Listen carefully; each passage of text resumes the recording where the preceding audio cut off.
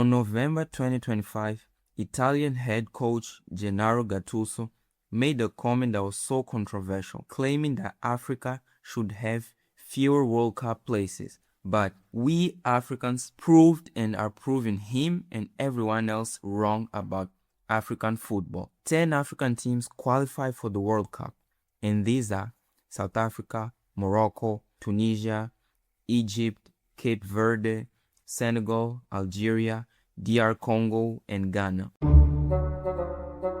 Despite we having 10 teams in the World Cup, most people only believe that Morocco and Senegal would go through. Some even putting Cote d'Ivoire and Ghana as a potential third place. However, what happened was the complete opposite. As we can see, Mexico defeated South Africa 2-0 in the first match of the World Cup. A couple days after, Morocco drew with Brazil. That wasn't that unexpected because of how well Morocco has been playing lately. But a few days later, we had Cote d'Ivoire surprisingly defeating Ecuador in a match which truly was dominated by Ecuador, but Cote d'Ivoire came with the win after an Amad Diallo goal. In the same day, the 4-year-old goalkeeper was able to stop the almighty Spain. They were not able to score any goal, even with Nico Williams and Lamine Yamal coming on as substitutes. We also saw Belgium drawing with Egypt. Tunisia, on the other hand, lost 5-1 to Sweden. But as things progressed, we also saw Senegal losing and things like that. As the group stage progressed, people started to noticing how well African teams were playing, especially Cape Verde, which I can confidently say that thus far is the biggest story of this World Cup. Cape Verde and the 4-year-old Vozinha made history. So we outperformed everyone. And I mean everyone, because we had 9 teams of the 10 teams that went to the World Cup advanced to the knockout stage. 9 teams. So out of all teams, only Tunisia wasn't able to advance to the knockout stage. We did even better than Europe did. Europe had 13 teams out of 16 teams advanced to the knockout stage. They had more teams but were less able to advance to the knockout stage. And before I continue, I want to show you why the Gattuso comments were completely wrong, completely misleading. If we look here, let me see if I can find it quickly to show you one thing that will highlight how pathetic the Italian head coach opinion is. He said that Africa deserved less spots. Okay, if we deserve less spots, the question is who deserves more spots? Let's see. Here we have Czechia, the Czech Republic, finishing last in a group with Mexico, South Africa, and South Korea. Oh, how is a European team not in the knockout stage if they're so much better than us? The same thing can be seen in other groups. Scotland in Group C wasn't able to pass in a group with Brazil, Morocco, and Haiti. They were not able to pass as one of the best thirds. Even worse, in Group D, Turkey finished last in a group with Paraguay, Australia, and the United States of America. Yes, Turkey that has Erdogan's Turkey. They were not able to go through.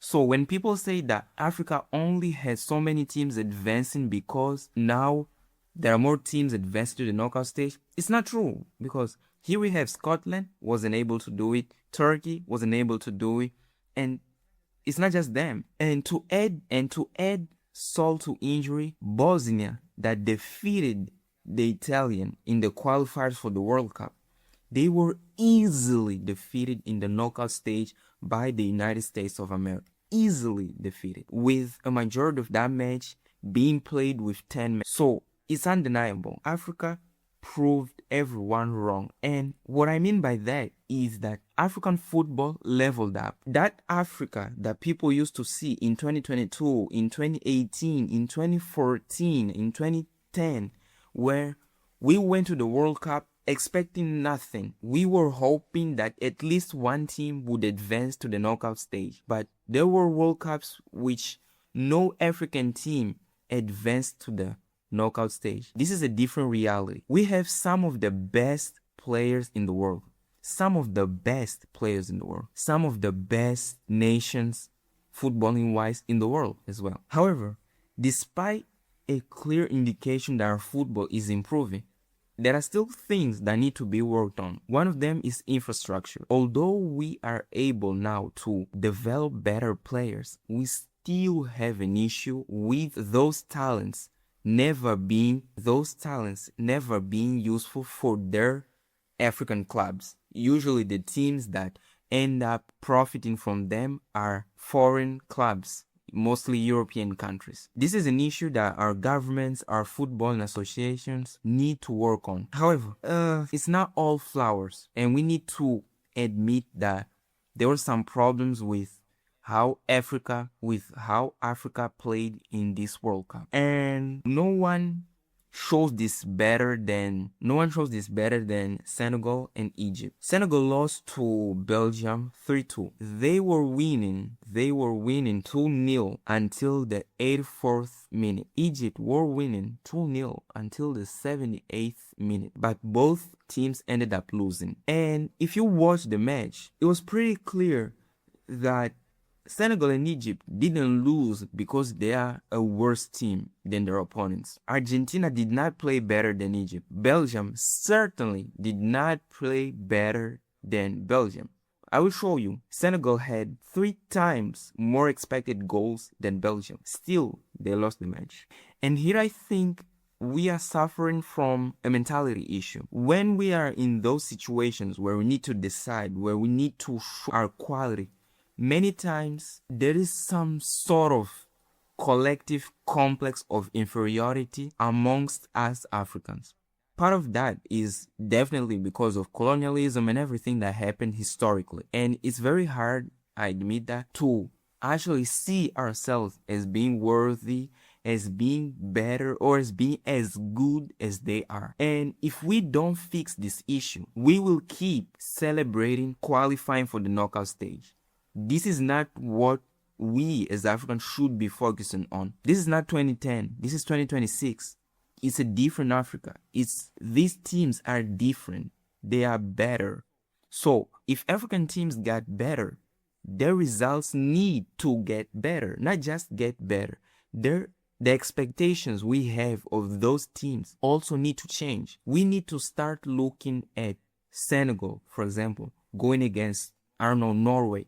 And we're saying, yes, Senegal has everything that they need to defeat them. They don't have to try to play too defensively. They don't need to put themselves to act as an inferior team because they're not inferior. They're not inferior. Morocco almost lost to Netherlands. Are you going to tell me that Netherlands is 10 steps ahead of Morocco? Of course not. Why can't Morocco go into the match and say, yeah, we're trying to win in 90 minutes, attacking football? We can do it. We are no longer the victims. No longer the victims. In 2010, yes, we were hoping for someone to qualify. In 2026, we expect African teams to qualify. And in the next World Cups, in the next events, we are no longer going to expect African teams to qualify. We will expect African teams to win. And we can also take the same point to our own lives, because I always say that we as Africans, regardless of what you do in your own personal life, you need to understand that you'll always be African, and that shouldn't be a problem. That's not an insult.